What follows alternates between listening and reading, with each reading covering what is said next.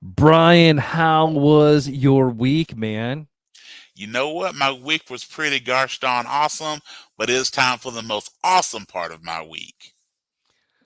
What would that be? Would that be the revenge of the nerds? It is the relaunch, the Mm. revamped, the dare I say, the new Coke of your podcast favorites, the brand new Revenge of the Nerds.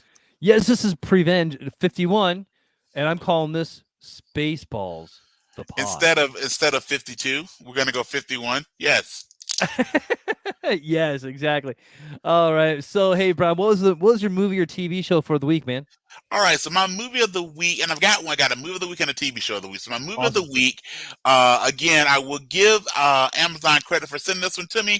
This was the movie Unhuman on Unhuman. Prime. On Prime, it is really an interesting movie.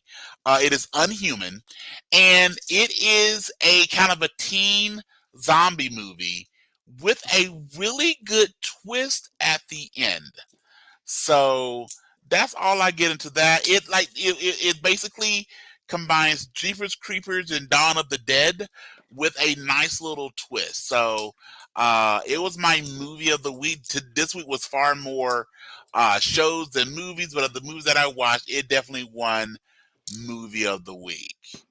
Oh, and I lost my pen to write Well, stuff. you know what, sir? In the many ways we have of writing things down with communication, I will remind it is the show. It is the movie, Unhuman. And Awesome. then as far as my show of the week, well, first off, again for our previous one, we did a podcast quickie last week, and during that quickie, you mentioned had I caught up on 1923, which I had not, but I did catch up on 1923, as you know, in the middle of the night because you asked me, and I'm a man of my word. And when your podcast tag team partner says when you get to the jaw drop moment, text me. So I texted you at around 3 o'clock in the morning because my jaw dropped because they didn't have a red wedding, but they darn sure had a red wagon ride. And that Yeah. was incredible. Yeah, man. Dude, it was weird. I was awake. I just woke up like 5 minutes before that, and I was like, "Oh, he watched it." It was Dude, awesome. I was so flabbergasted. I called the show Yellowstone. I know 1923. I was still processing it. And this week's episode, have you caught this week's yet? No, I haven't. I This I usually week's watch them on this Monday. this week's 1923 kept the momentum going and gives you, again, without giving away spoilers, it gives you the origin of something that is very significant to the Yellowstone series. So Oh, you get okay. a really cool origin story of a facet of Yellowstone. Tulsa King was right there. Hmm. We had the season finale of Tulsa King. It was right there, Hmm. but 1923 edged it out. Nice. I think my show will be Bad Batch season 2. Okay. It premiered 2 episodes. Animation's amazing. Man, Bad Batch should not be good. It should not be a good show, but it's fantastic. Um, and then my movie, we went and saw Megan today. We were talking a little bit about it, but so Sure. just definitely go check it out when you get a chance. This one's going to be hitting streaming. I don't think it's going to take too long to hit streaming. Sure. So, but definitely a good starter horror movie. So, So, Bradley, but first, I now have a question. yeah. Since you did check out Megan, of a triple threat match, who are you picking? Are you Mhm. picking Megan? Are you picking Annabelle? Or are you going with the old school Sir Chucky? Who is winning the strange doll person little thing battle royal from the horror movies? You know what? It's got to be Chucky. It got to be Chucky just because he's got the longevity. He's been, well, I guess Annabelle's been around since the 70s. Yeah, So, you know what? I'm still going to go Chucky just because you he's punt a him. grizzled veteran. Right. You punt him. He comes back. Yep, He yep. comes back better than ever, So And like definitely every Chucky. great professional wrestler, from Hulk Hogan to Ric Flair to your boy Shawn Michaels, like any great pro wrestler, he also has receding hairline. Yeah, exactly. Exactly. And he was in them, and he had a movie where he was a kid called Problem Child. Th- What happened to Problem Child? What happened to? I honestly think that movie shortened John Ritter, R.I.P. John Ritter's life. I think it did. All right. So, are you ready to get on with the show? Let's do it, sir. Oh, I gotta hit the right music.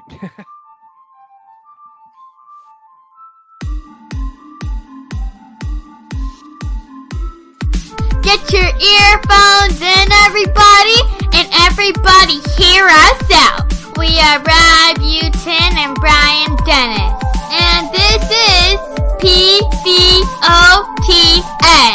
We've got my dad leveling up your awesomeness, dropping knowledge of TV, movies, and comics. We've got Brian Dennis flexing his nerd muscles.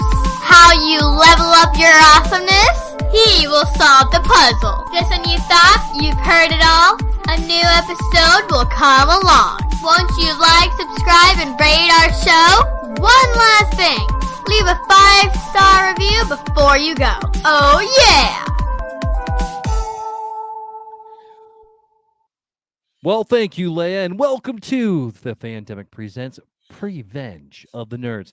We are your one-stop podcast. Every week we are going to give you all the things to level up your awesome.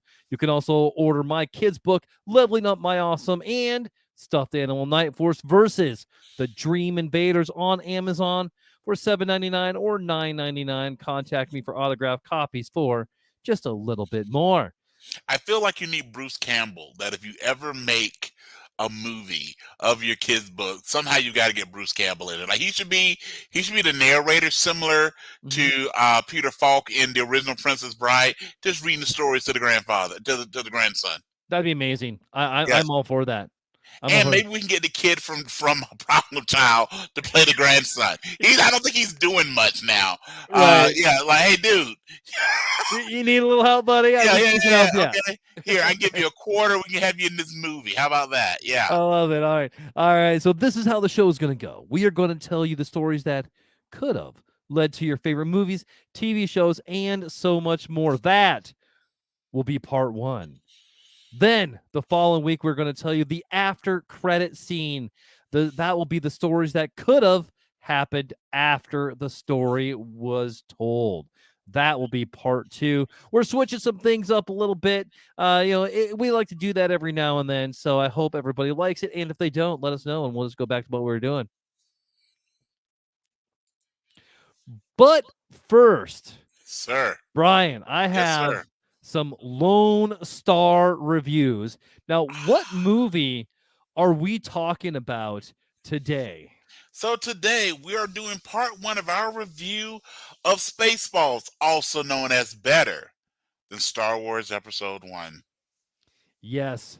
And are you ready for the first 1-star review that I found on Spaceballs? I want to see how anyone can give Spaceballs 1 star. Let's see what we got here. Well, I found 2 of them. So you found 2. Yep, so these 2 people, with whoever you are, wherever you're at, you're about to catch these hands. Let's do it. Right. So we're going to check out these reviews. We're going to see if there's any validity to them at all, and we'll probably make fun of them because Spaceballs is about near perfect as possible. It's a great movie. It's a great movie. All right, so I'm not going to say any names. I'll just say that I did find this on IMDb. I watched Spaceballs a second time yesterday because I thought there must be something to it. I didn't like it the first time, and I hate it even more the second time I watched it. Maybe I just don't understand the movie. Is it too smart, too deep, too complicated? Is it funny because it is supposed to be bad? It was just plain awful. I couldn't stand keeping my eyes open, kept thinking, please, just press the stupid self-destruct button already and be done with it. If I didn't watch it in the cinema, 80s special, with my friends, I would have stopped watching after half an hour. I was trying very hard to laugh at all the jokes, just couldn't do it. Instead of Jabba the Hutt, his name was Pizza the Hutt. Oh my God, Yoda is yogurt. Jesus comb the desert. They are literally combing the desert. Ha ha ha ha. May the Schwartz be with you. Is Schwartz supposed to mean something I don't get? Is it funny because it doesn't mean something? Is it funny because it sounds like Schwans? For me, it is really important in a movie to have likable characters. In this movie, I didn't care for any of them. Rick Moranis' Dark Helmet was a good choice for this role, though. But all the other characters should have a self destruct button to press. All right, Brian. What do you think of that? Well, first off, the reviewer, whoever you are, you're drinking some serious haterade right there. So that's Yeah. number one. Yeah. Number two, the breakdown of the humor is basically this: all the things that they said. Is it supposed to be funny? Absolutely. And was it just too smart for you? I don't want to say that, but I definitely think you didn't get the joke. So let's break down a couple of those things. So first off, if you are aware, the movie is written by Mel Brooks, and so much of Mel Brooks is campy parody stuff, especially bringing in a lot of times making fun of people that have some anti-Semitic viewpoints. So that's why we have things such as things like the Schwartz will be with you, which again, and by the way, it wasn't fun because of it sounded like shawarma or whatever the reviewer said. It was funny because it sounds like the Force Force. will be Yeah. may the Force be with you. Of course, combing the desk with a literal, ridiculously huge comb, and all the other things, because again, yoga and yogurt, all those things make it funny. Make it funny. It isn't meant to make you think, it's meant to make you laugh. And I, for one, Bradley, from watching as a little kid to watching very recently, it made me laugh. Yes, it makes me laugh every time. All the blips, all the bloops, and the sorry, Yes, I can't yes, do Michael Winslow. I mean, you got yes. Michael freaking Winslow doing this stuff. I mean, come on, Did man. you know that Mel Brooks put a price on Michael Winslow's how much money he saved, because the movie was made on a fairly shoestring budget? He goes, Michael Winslow's, of a fun fact, Michael Winslow saved him at least $1,000 in sound engineering by the fact that he can make those special effects, and he has That's to pay amazing. for them. So Michael Winslow saved him about $1,000, which in 80s money is pretty significant when making a movie. All right, so Brian, I'm with you, man. I don't think I think this guy was missing the point. This guy must or man, woman, child, whoever it was that wrote this review, was definitely doesn't have a funny bone in his body. I would love to hear who they think is funny. Benny Hill. I think this was just an extremely funny movie. Right. Again, it's a but the other thing that it's a parody. So Yeah. most parodies take a silly slant on anything that you have, especially when it's more serious material. And possibly that is the issue, that the person understand that this is meant to be a parody, even though some of their review points made it sound like they that maybe they understood it was a parody. But if you're not familiar with especially the Star Wars, which is the most direct parody that it does, if you're not familiar with the Star Wars movie and many things, again, like May the Force be with you, combing the desert, all those things, Yoda and yogurt. Again, they cited that they knew the person Yoda was a play on Yoda. So this is meant to parody Star Wars. And because of that, of course, it takes it silly, but it points out all the silly things that we do. So you take a little green guy, and instead of calling him Yoda, you call him yogurt, and you have him trying to peddle all the material, all the merch from the movie, as we all know, which has probably made George Lucas just as much money as any of the actual Star Wars movies, has been the merchandise for Star Wars. Because I know, I don't know about you, Brad, but when I was a kid, pretty much all my parents' money went to Hasbro, so I could have Star Wars toys every Christmas. Yeah.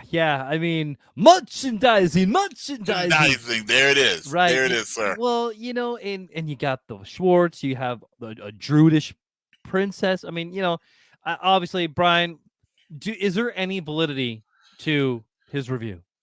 The only thing I can find with it being valid is when he says maybe he, took the movie too seriously, or they took the movie too seriously. And I think that's what it is. Spaceballs, again, like any comedy, is meant to be cerebral for the most part. You're supposed to think about it, and this is a movie that it makes you just relax, you just enjoy it. Again, it's not Citizen Kane. It is just a movie that brought a lot of joy to a lot of people, and we talk about this before. One of the movies that we agree from a podcast standpoint, our favorite movie is The Princess Bride. Well, what's the humor in hearing a person with a speech impediment going "wov, true wov," because it's funny. Yeah. Because we all, as somewhere in ourselves, are still that 8-year-old that likes things that sound funny. So Yeah. there you go. So again, we got to give them, I think, 3 shots of haterade for their review Ooh, of I like that. Spaceball. The haterade's definitely gonna be a thing. All right, for this. All right, you ready for the second review? This Let was me the hear, last one. sir. I did not find this movie was great. Let me start that one over. I did not like this movie. Was great movie like real Star Wars movie. Jedi say may the force with you. In real the Star Wars movie. Those movie cool and amazing.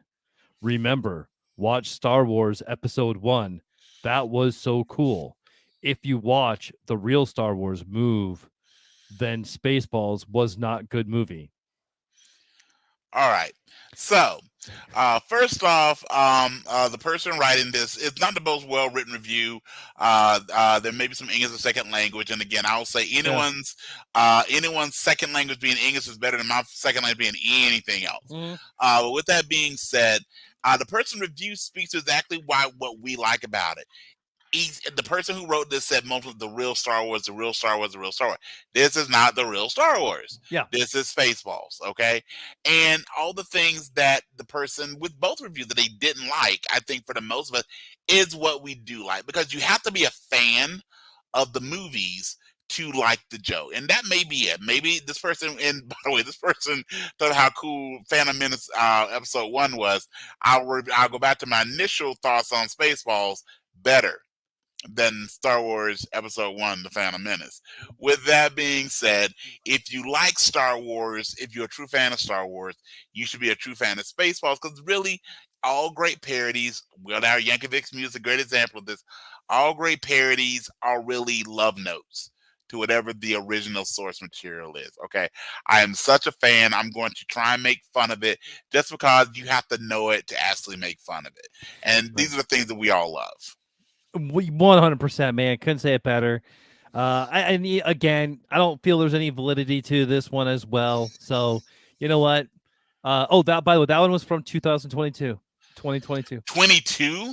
Yep. Okay. September 4th, So if you just not, so first off, what year was the first one that you read? What year was that? 2015.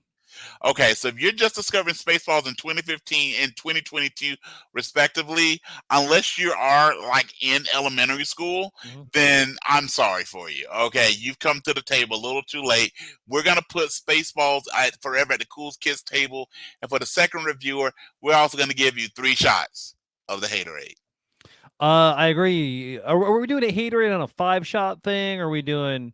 I don't know if there's ever enough shots of haterades, but we'll usually go at 5. We'll go at 5. They didn't say anything mean. They just didn't like the movie, so we'll keep them at 3 shots of the haterade. Okay, cool. All right, so we'll call it. I'll agree. The 3 shots of haterade. Now, before we get too far, we do got to talk a little bit about our names because we didn't do that part. Sir, I'm the self-proclaimed Emperor of Awesome, Bradley Butin, and who are you, sir? I'm your co-host, your tag team partner, Brian S. Dennis with S. Stands for ludicrous speed.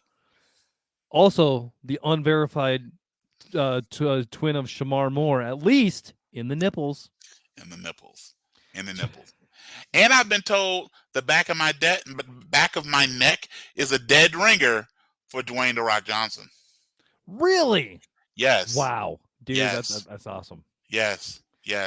All right. So now, before we get into the prevenge, we definitely go and talk a little bit about those dirty deeds. We're gonna have those dirty deeds, sir. Dirty deeds done dirt cheap. Yes.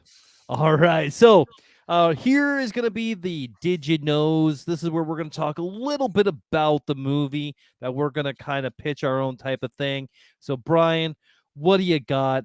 Give us the dirty deets on Spaceballs. And if anyone knows me, all the deets will always be dirty. All right. So here we go. So those 2 reviewers should really check this out. So here's a couple things with, again, Spaceballs. If you didn't know, first off, the movie came out in 1987, a time near and dear to both Bradley and my hearts. We were young, impressionable youth just running around with stars in our eyes and hope for tomorrow, and thinking about maybe one day I can do a podcast with my bestie, my dude, my guy friend, my bromance, my brother from another mother, and we would prevent all the fun things we were enjoying in the 80s and 90s with that. So the real estate came out in 1987, and one of the great things about Spaceballs is that it really captured a really good cast that played off a lot of the tropes that we see in the Star Wars movies. So when you look at Spaceballs, it is number one, as you heard in one of the reviewers, you have Darth Helmet, played by Rick Moranis. Again, give us our bad guy play on Darth Vader instead of Luke Skywalker. We've got Lone Star with 2 R's, played by Bill Pullman, who again reminds us that we will not go gently into that good night. We're gonna live on. We're gonna survive. And if this was the beginning of July, we would be celebrating our Independence Day. Daphne Zuniga, our Druish princess, played by Princess Vespa. And again, you got to give RIP to a couple great cast members. John Candy, whose name was Barf, and Bradley. John Candy played a Mog. And what is a Mog, Brad? Half man, half dog. There He's you his go. own best friend. He's his own best friend with Yeah, the tail wagging and everything. Absolutely. Oh, yeah, R.I.P. RIP. And the other RIP we got to give is to Dot Matrix. Now, this one, for all you young kids out there who don't know what a dot matrix is, imagine the world's slowest printer. Yeah. Okay? Imagine, I mean, most of us could probably type as fast, could actually probably write as fast as old school printers. So you play Dot Matrix, who was, again, a parody of C-3PO, and you heard it already before.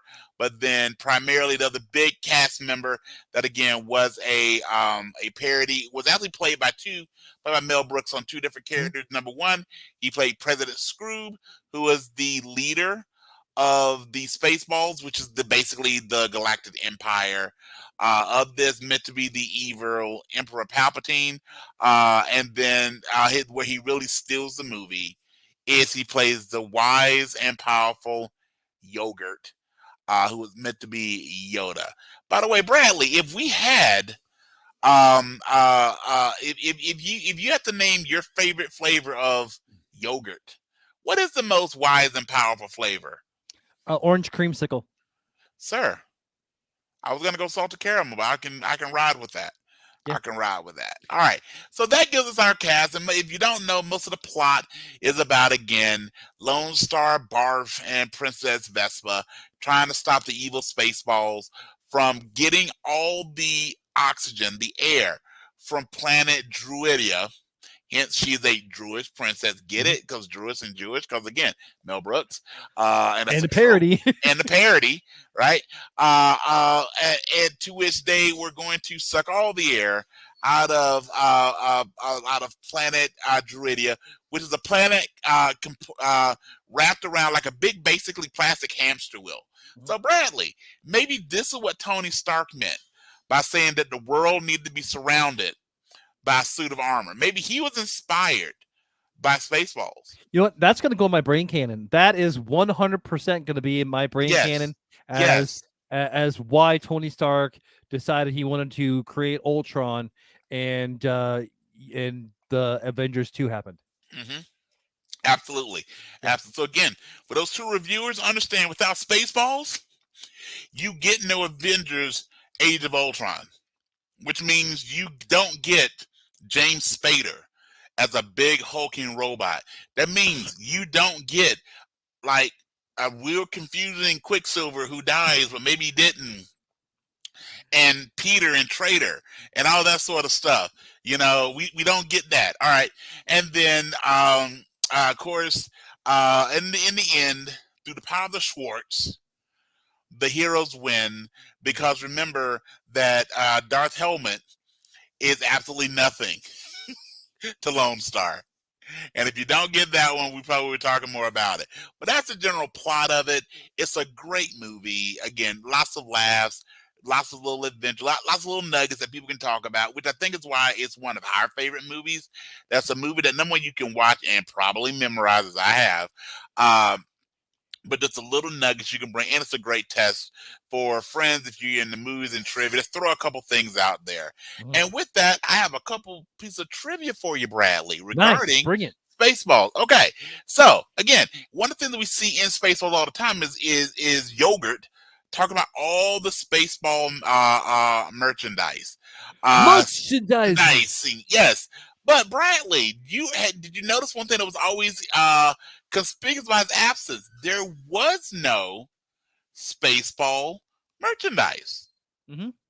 And do you know why? George Lucas wouldn't let him. Absolutely. The only way George Lucas gave them permission to make such a in-depth parody. So again, ladies and gentlemen, if you want to understand one of the things that happens, because parodies really strip into intellectual property, you usually need permission if you're going to make money off of a parody. Hence, Weird Al Yankovic had Coolio looking for him. R.I.P. Coolio. Yes. Also, that's also why Weird Al Yankovic never released a Prince parody. Absolutely. Did not have permission. Absolutely. Yep. So, Mel Brooks got permission from George Lucas, who said he was all for it, except no merchandising. So that's why they hit on merchandise. So by itself, it's kind of some meta parody. They're going to talk all about merchandise, but actually have no merchandise. And a sequel. And a sequel. And the last bit of it is, so Bradley, what goes through your mind if I talk about the chest burster? So typically I would think of Aliens. And what other movie, though, has a great chest burster scene? Brian, that would be Spaceballs. Spaceballs.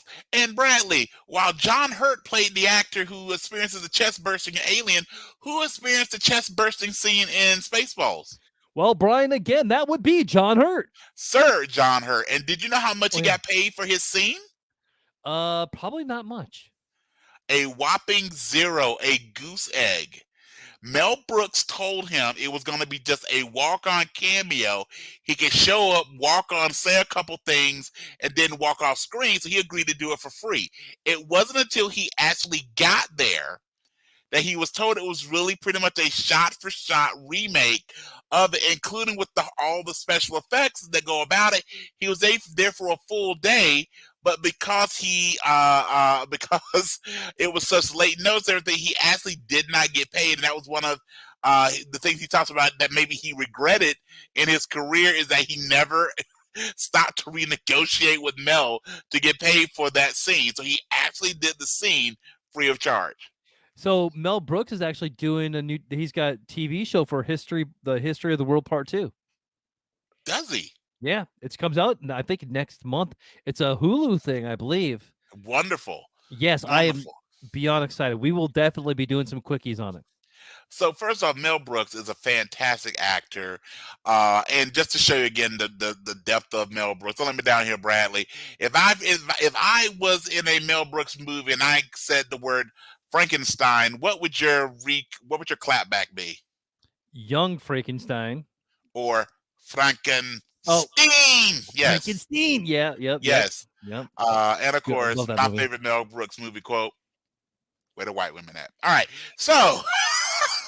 Oh my God, Blazing Saddles. Blazing Saddles, which is again another one.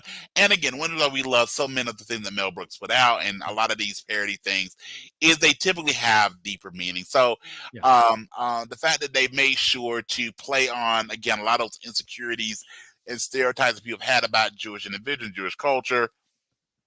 The fact that, the movie is written and directed by such a prominent Jewish American, and did all those great things, again, throughout his career.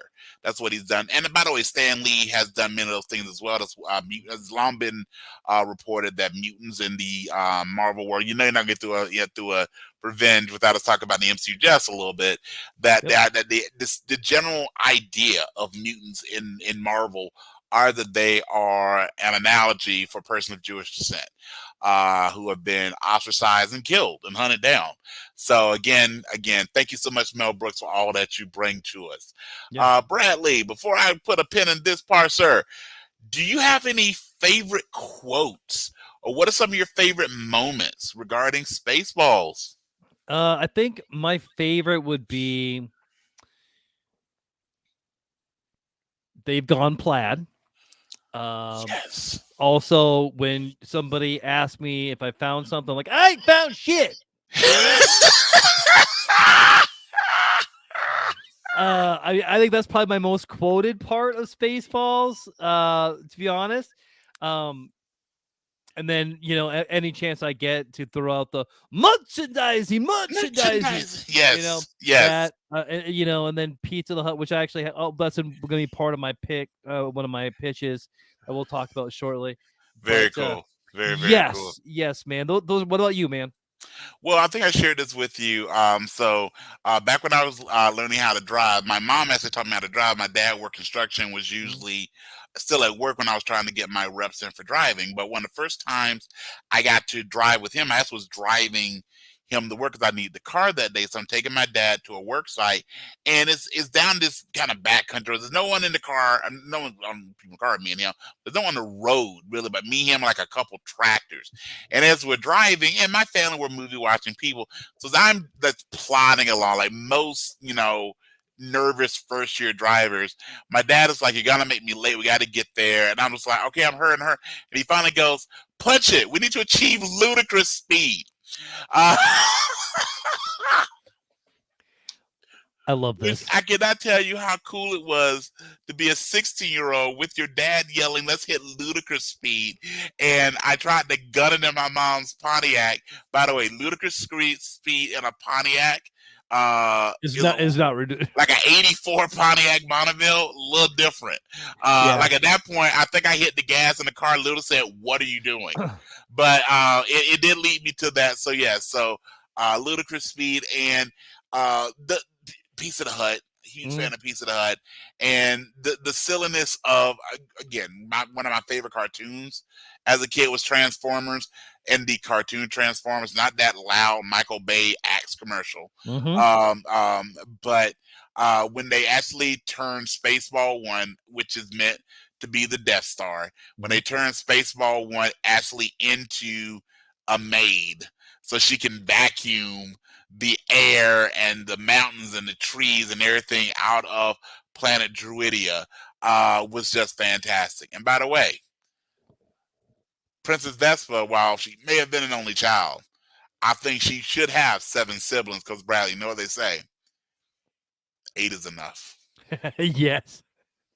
Oh, fun fact also. My father worked at Winnebago because Winnebago is in Forest City, Iowa. Yes. When they built the Winnebago for Spaceballs. So, fun fact. Yes. So instead of and for anyone that's not seen the movie, instead of the Millennium Falcon or an X-wing fighter, which are the vehicles that you see the good guys use in the Star Wars franchise, they had an actual Winnebago that had wings and a couple engines. That's what they flew in Spaceballs. So Barf and Lone Star, that was their vehicle that they used to try and save the universe. So hearing that Winnebago is actually built in Iowa is very cool. It's very, very cool. What band was Barf rocking out to? I knew you were going to ask me this. Oh, God. I want to let you down because I can't think of who it was. Who is it? Bon Jovi. Of course. It's Bon Jovi. Of course. Yeah. Of course. Of course. And again, just a fantastic, I keep saying and again, because there's so much about this movie. When we were deciding that we were going to revamp the podcast and maybe do like deeper dives with some revenge stuff, we really just instantaneously, what is this? Because we had done, like you said, this is I mean, we did a whole year of shows, and while we mentioned Spaceballs, it never really was something we really talked about. We would cite it a lot. We would just go, and then I'm sure we've dropped ludicrous speed and merchandise, and we've done all those things before. But to actually delve into this, so when we knew, kind of like we knew one of the first times we ever really revenged a movie and talked about was a perfect movie for us, we knew it was going to be Princess Bride. When we started off this year, it was pretty easy to know that it was going to be Spaceballs. Yeah, I honestly, I don't even think we even thought about it. I was like, no, Spaceballs. That's it. Absolutely. So with that being said, are you ready to talk about the prevenge of Spaceballs? So what this is going to be is we are going to tell the stories. We're going to pitch some ideas, different ways that we could lead up into Spaceballs, the movie. Absolutely, sir. Let's prevenge this bad boy. Mind if I take a shot first? Please. So my first part is I'm going to focus on Dark Helmet. And there's one line in the movie that I want to flush out. All right.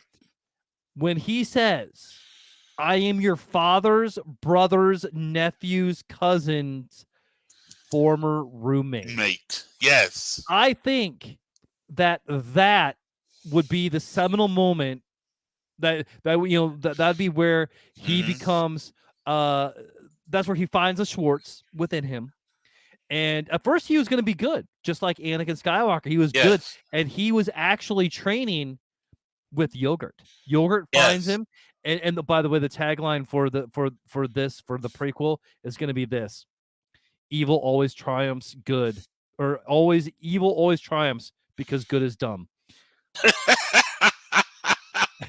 But so he starts training with Yogurt, but then decides he's going to take the quick path, and that's when he befriends Emperor Scroob during like an internship or something like that. That's where he's gonna find the dark helmet.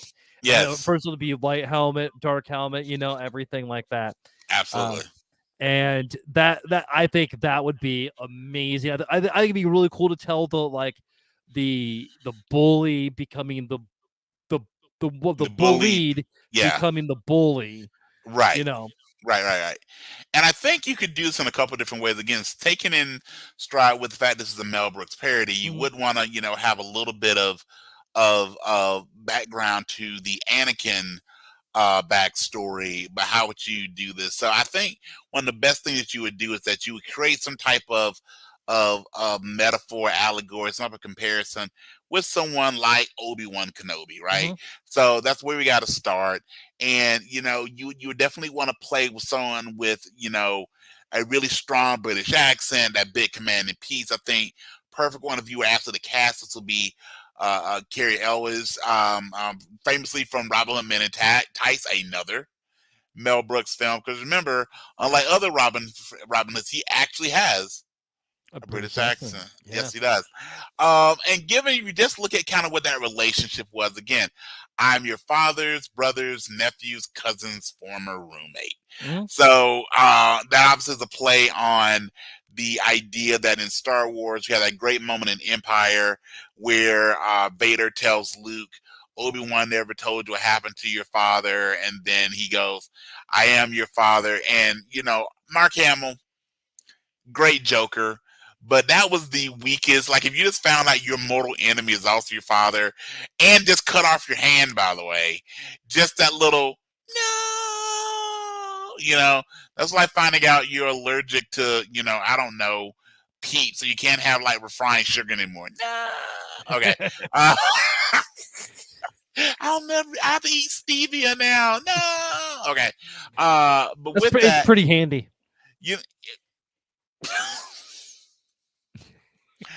I was going to say he just ruined his date for the night. Anyway.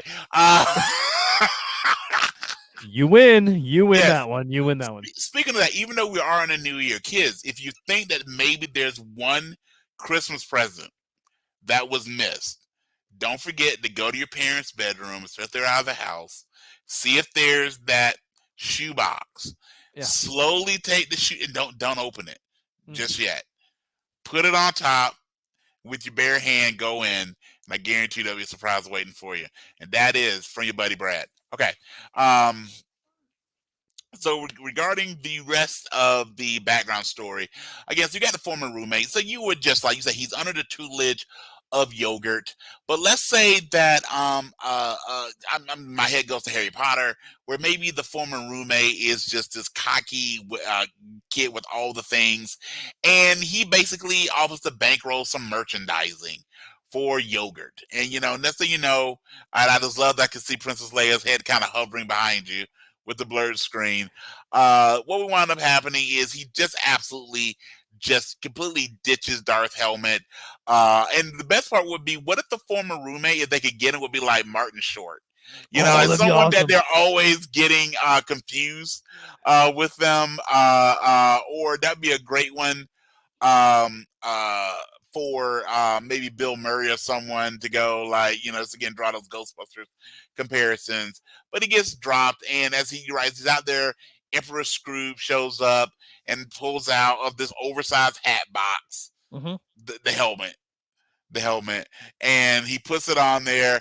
And again, if you've never seen the movie, the reason that you get that big wheezing noise, which in Star Wars is meant to be the artificial lungs that breathe for Vader. In Spaceballs, it could just be, Rick Grimes always talks about how it's just impossible to breathe underneath the helmet. And I think it'd be great for that. And, perhaps the first thing is someone walks by, sees the helmet, and goes, "Are you compensating for something?" I think that would just be, again, some of that great backstory to show the turning to the dark side of Dark Helmet. I love it, man.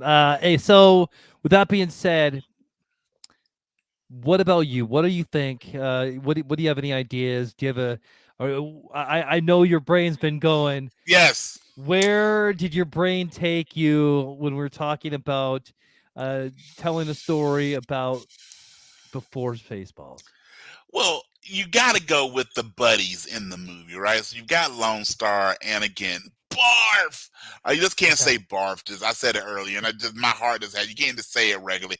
You got to go Barf. Okay. Barf. Yeah. Barf.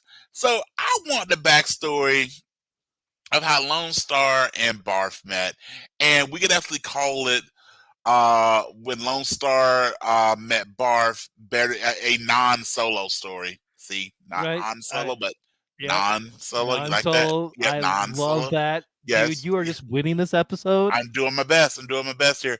But I want the backstory with how Lone Star again meets Barf, and maybe gets him out of a litter. He's a run of the litter. Lone Star's maybe getting bullied a little bit. Lone Star's the orphan. Maybe Barf finds the ring for the Schwartz. But I just really want them. I want a really good backstory of that. How they find the Winnebago. It'd be great, like if they find an actual Winnebago and just retrofit it with the wings. I like to see maybe like an actual Iowa sticker or something up there. That'd be cool to draw that in together. To give us a little bit of that. And certainly I was thinking if they actually made this, could you imagine like cast someone like Jonah Hill as a young Barf? Oh, that'd be good. Yeah. And talking about how all the other Mogs, Josh Gad. Yes, Josh Gad I think might be better than Jonah Hill. Josh Gad is actually funny. But I agree. Yeah, even as a snowman, just didn't get it. You ever wonder, again, we haven't really done the tangent yet, so here's our tangent. You ever wonder if Frosty watches Frozen and goes, how was I not cast? Right? Yeah. Like, what, am I I can play younger. I can play a younger snowman. I can play a snow teen. Yeah, I want to know we will, you know what, for Christmas, I think we're going to have to prevenge Frosty the Snowman. All right. Which again, Frosty's good, but only if we can do it instead of a carrot, he gets an eggplant. All right. So. yeah, we sure can. Because it's visual. So again, kids, when you're playing in your mom and dad's room. yes, absolutely. Okay. Yeah. All right. Oh, God, I'm so get us in trouble. All right. So that would be my revenge story. So let me ask you, how would you do it? How would you introduce Lone Star and Barf into each other's lives? So what I was thinking, I think I would probably go about it the same way, but I would do it after I did mine, because I would almost follow what Star Wars did, right? Because you started with the original trilogy, and then they did one movie. Sure. So then you want to do one movie that's going to take place during the prequels, and then do one movie to cover all the other stuff, right? Right. So I think that would be the third movie. So I think that would come after my movie about Dark Helmet, and because you could do in all the lore, like you could have you could have Lone Star or Lone Stars with two R's, with two R's. You could have his relatives where he found him because he's an honest to God prince. Yep. But you could actually go to in that family or whatever, and have them be part of it. Maybe they're the original bullies to Dark Helmet. Whose name will be Rick. Yes. It's funny. Yeah, and I again, I think you got to have the the overlap Mhm. between the families. I think also be a running joke. What if Lone Star had a mog allergy? And Oh that would my just be gosh. like whenever he's not like on camera, he's better with like an EpiPen. Yeah. He's like they're just stocked with Benadryl. That's the whole deal. I think that'd be absolutely perfect. I think that'd And be absolutely perfect. instead of the Kessel Run, it took him 12 parsecs to train Barf to go outside the Winnebago. Absolutely, absolutely. You know, Uh, could you imagine, or instead of like the little like doggy bags, he has like the extra heavy duty, like hefty bags, mhm. and he goes, "Barf, this has got to stop." It'd be perfect. It'd be absolutely perfect. Yeah. You know. Oh man. Oh, also, so what about let's talk a little bit about Pizza the Hut. All right. Yes. So what if there was a bounty hunter named Domino's who was the Boba Fett, Yes. Yes. right? And then he is maybe Dark Helmet, or going after Dark Helmet. Maybe he's part of a why he turns or whatever. But um, also, what if President Scroob and Yogurt were twins separated at birth? Birth. Yes. Yes. Or we really want to play it this way. So at the end of the movie, we see Darth Helmet and President Scroob and Colonel Sanders. They're stuck on this planet. Mhm. But so now that the heroes have won, so this will be. I want to talk about the prequel, but this is how we can even do a sequel. Yeah. Would be now that the good guys have actually won, and they think Scroob and Darth and the whole Spaceball group are gone, that you've now jumped ahead, and Lone Star and Vespa get married, and now the Spaceball Empire has crumbled. They're gonna make Lone Star the new head of the Federation or whatever.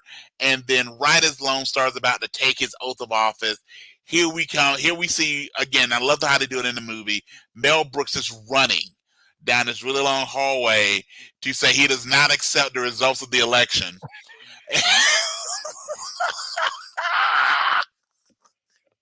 And he's tanned for some strange reason, and everyone's sitting there eating Cheetos. I think it'd be great. Okay. I mean, that's definitely the after credit scene that we're looking for. That may be a thing, so we might talk about that more next week. So I kind of buried the lead there.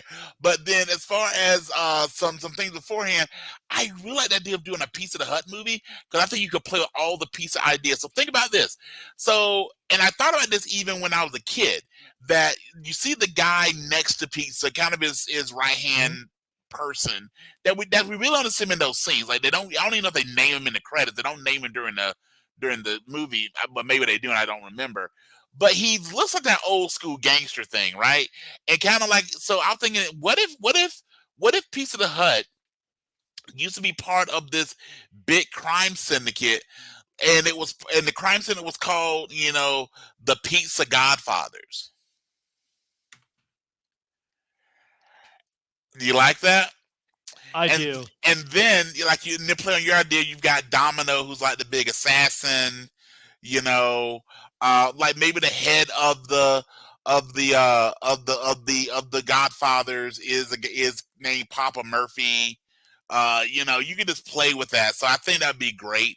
And you can even do the whole thing with pizza and the whole deal. And we got to figure out. And this is my question to you, sir, and we can probably follow up next week with our after credits. I'll talk about what happens later. Is how will we integrate the Mandalorian and Grogu Oh into man. new Spaceballs? So, for the it'll be yogurt balls, yogurt balls. Maybe. What do you got? Try not to spit on my computer.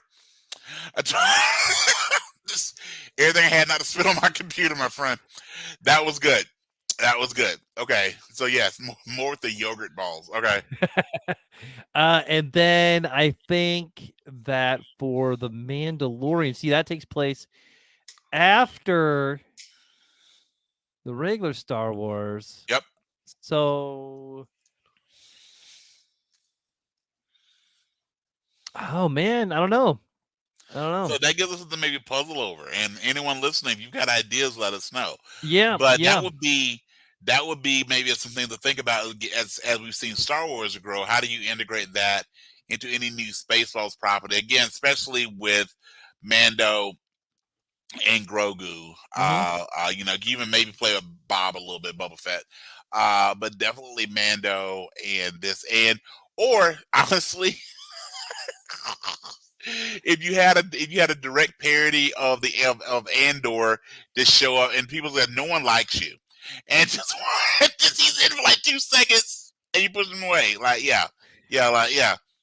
Yeah. I'm Ann Snore. Yeah, no one likes you, and just send him along on his way. Yeah, absolutely. Oh man, I love that.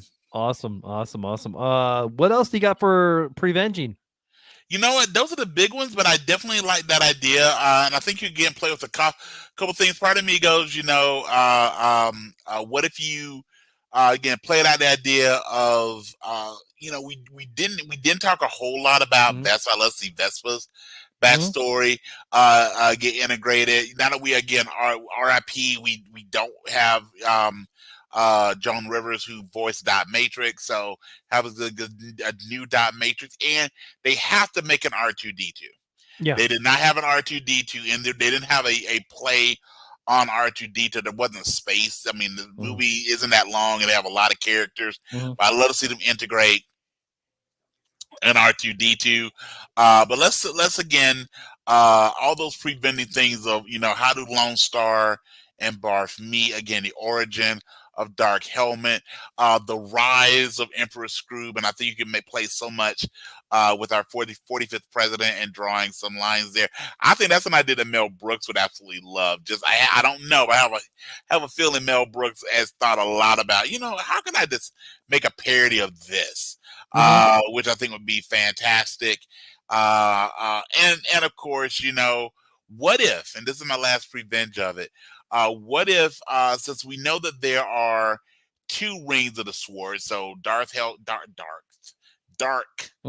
has one, and Lone Star has one. What if there were a series of rings, and at the end of it, they have this big fellowship and quest for rings. At the end of it, Yogurt comes out with his big chest and goes, "I have them right here." Just to again, just play again on the merchandise thing. Like, we make about a truckload. It's not a thing. We put them in Happy Meals or yogurt meals or whatever. In Cracker Jack boxes. In Cracker Jack boxes, absolutely. I think it'd be fantastic. Similar to again my second MCU reference.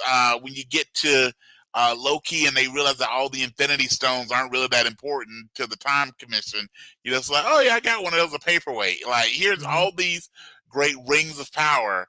And they're worthless, so that would be a good one as well. Awesome. All right, man. So, with that being said, do you agree? Do you disagree? Do you like where we're going? Do you got better ideas? We're pretty much a Facebook talk show now, as well as on YouTube and pretty much everywhere else that we could go. So and we have Growth Through Stupidity. So thank you for contributing. We love to grow through stupidity. I need to make something for Growth Through Stupidity hashtag. All right, man. So with that being said, you have an honest advertising. I do, sir. So, ladies and gentlemen, I would like to share with you new for 2023 as we're recording. It is January 8th. My honest ad, and this is my honest ad for Cheese Whiz. Bradley, we all eat our feelings, especially when we feel, a little hangry, which we know is also known as when you mix hungry and angry. But what do we do when we are both sad and hungry, or as I like to say, sungry? Well, sir, there's only one option, and that is cheese, or at least a reasonable facsimile. But which cheese? Is blue cheese too stinky? We got a snack for that, sir. What about provolone? Oh, that's for rich folks. And hypothetically, Does the mere sight of grated Parmesan remind you of that weekend when you were 9 years old and your mother left you with her with her best friend Pam and Pam's stank ass kids and her boyfriend named Luther, so your mom could go see Rick James, the B-52s, and Cameo in concert, just to prove to your dad that she still got it? I mean, that sounds pretty specific, man. Hypothetically. Hypothetical. Yeah, Hypothetically. Got it. Yeah. Well, we have a snack for that too. We've got Cheese Whiz. So whether you're sitting alone and want to eat a late night snack, or whether you're wake up alone and you don't have time for breakfast, or any time as long as you're alone, especially when you're amount of that weekend when you're 9 years old and your mother left you with her best friend Pam and Pam's thick ass kids and Pam's boyfriend Luther, so she could go see Rick James, the B-52s, and Cameo to prove to your dad that she still got it. It's a love shack right there. Too soon, Brad. It's okay. Too soon. Yeah. Cheese Whiz will be there for you because it contains salt, calcium chloride, lipase, maltodextrin, and those yummy phosphates. When in doubt, Cheese Whiz, sir. You know, I love that. So usually when I make grilled cheese sandwiches, I actually put a layer of Cheese Whiz on before the cheese. No, you do not. I do. No, you do not. No one does that. I do that. I at least I used to. We haven't got Cheese Whiz in a while because it's kind of expensive now. It is the truth. I love the fact that it's not that it isn't cheese. It's that it's expensive, not cheese. Right. Are you saying that we're in a world that the real cheese is cheaper than the fake cheese? I mean, in parts, yeah. I mean, like, I mean, I'm just saying this might be a hypothetical as well. Sure. There may have been a time where I had a Cheese Whiz. I mean, I know somebody who had a Cheese Whiz Velveeta cheese grilled cheese sandwich. Hypothetically, 100%. So, all right, with a great one, Brian, great one, sir. So, with that being said, better. Who I'm gonna find you, Luther. I mean, sorry. Sorry. So, who is the better than us person of the week? Okay, in all seriousness, we're gonna end our podcast with a new honoree, and that is every week we're gonna talk about our better than us human of the week. And this week I wanted to start off with someone I think is legitimately a fantastic human being, basically what they've overcome, and that is, everyone's talking about this individual, but I think it's fair, Damar Hamlin from the Buffalo Bills. So if you go ahead, Bradley had something to say. Oh no, I was just gonna say, we can't get better than that.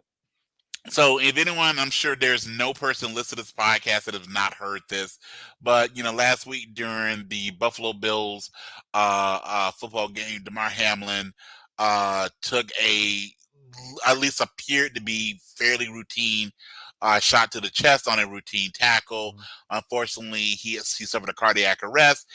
His heart stopped on the field, and lots of heroic measures were taken to save his life. And we're recording on a Sunday, and he was awake and able to watch his Bills play football game today from his hospital bed. But again, that story is more. It really covers a lot of better than us humans of the week. Again, obviously, Mr. Hamlin, but all the first responders who took care of his care, his teammates, the other players that were on the field. So many the way, and I watched it, the way the commentators basically handled and never really seen territory where you got a player who literally died on the field to be brought back, and how they handled that. The fans who were in attendance, all of whom were respectful, all those things. And just, again, the outpouring of love from, like, his charity has received so many donations. I just think that was a very cool moment, the tail end of our holiday season. But it really shows in a sport that I'm a big fan of, that people can be injured really quickly, hurt very quickly. Lives can change in an instant. Took a scary situation, worked out well, and really showed a lot of human beings really rise to their better nature. So Damar Hamlin et al. And all the others, they are, in my eyes, the better than humans people of the week. You know, man, I can't disagree with you there, buddy. That right there. Yeah. Yep, I think that's about it, man. So, all right, man, I was going a whole different way with it, man, but I'm like, you know what? I want to hear your way. I want to hear your way, sir. Where are you going? I was actually going to go for Last of Us coming out next week. I was going to do that is also really great. That is also really great. Hey, we live in a world that both can be really great. Yeah, be really great. And yours is so much better. So I don't know about that, but both are really good. By the way, I do want to thank you really quick on the podcast. I wound up watching that Hulu show you suggested, Trent, and really good. Really good. Especially getting the Mark Paul Gosselaar sighting. I was like, wow, the Zach attack is back. So yes. Not in a good way. No, Will Trent, very, very good show. And if we were kind of doing a bigger countdown on our shows, it would have made one of my best shows. Will Trent is looking very good. Very, very good.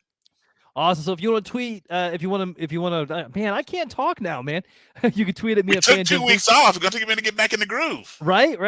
Tweet at me at Fandemic3. Or actually, hey, I have a graphic for that. You can find us, follow us at Fandemic. Love it. Fandemic1 on Facebook, Fandemic3 on the Twitter, Fandemic1 on the TikTok as well. If you want to support the show, there are several ways to do so. You can buy me a coffee at buymeacoffee.com/thefandemic, and Brian and I will toast you on the next episode. I promise I will not toast you with coffee, though. That is correct, and I will not either. You go to Patreon at patreon.com/PVOTN Fandemic. Become an episode assistant, episode producer, a pre-venge producer like Stacy, or become part of the con. Yes, you could be part of the Council of Nerds starting at $5 a month. Become a monthly supporter like Stacy at anchor.fm/PVOTN.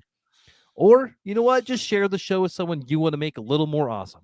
Don't forget to leave us a 5-star review and keep the comments alive in the comments. All right, Brian, where can we reach you at, buddy? As always, you can find me on Facebook at Brian Steven Dennis. Give me a like, give me a follow, give me a friend request. Love the keep it light and fun. So definitely you can always find me on the Book of Faces. All right, man. So, Brian, I think we are at max levels of awesome for the week. Buried the needle, sir. Let's end the week like we do on a positive note. Yes, what do you got for me, buddy? As always, thank you for leveling up your awesome with us. This is the best part of my week. Hope it's the best part of yours. Mm-hmm. And with that being said, please remember to never retreat, never surrender, and Goonies, never say die. We're all playing the same game in life, just on a different level. Thanks for catching up. You're welcome for leveling up your awesome. Live free or die empty. And bye-bye. Bye-bye.